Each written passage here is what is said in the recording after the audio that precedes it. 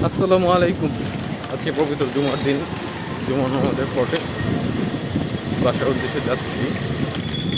তো মসজিদে জুমার দিনের একটা কমন প্রবলেম হচ্ছে, জুমার নামাজের পরে মানে জুমার নামাজের আগে মানে ইমাম সাহেবের যখন শেষ হয়, তার আলোচনা, এরপর থেকে যত এলাকার মুরব্বী, ব্যবসায়ী, রাজনীতিবিদ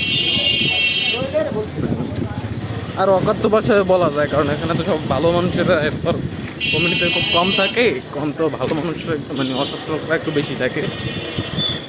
দেখা যায় কি যে তারা প্রতিদিন এরকম মানে প্রতি শুক্রবার জুমার নামাজের আগে পুরো মসজিদের সামনে একটা ইস্যু রয়ে যায় যে ইমাম সাহেবের একটা সময় করে দেওয়া উচিত।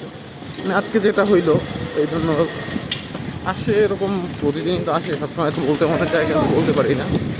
আজকে বললাম, এটা মাত্রা অতিরিক্ত। এখন কোনো কেউ ক্ষমতায় নাই, এই অবস্থায় এখন এত বক্তৃতা, তাহলে ক্ষমতায় থাকলে কত কিছু হবে আল্লাহই জানে। যাই হোক, সবাই বুঝতে পারছে হয়তো আমার পেইনটা কোন জায়গায়। কারণ নামাজের আগে যদি দাঁড়িয়ে দেওয়া যায় যে নামাজ শুরু হওয়ার আগে আগে আবার যদি 20 মিনিট অপেক্ষা করা লাগে যে তাদের রাজনীতিবিদদের বক্তৃতা শোনার জন্য, ঠিক আছে?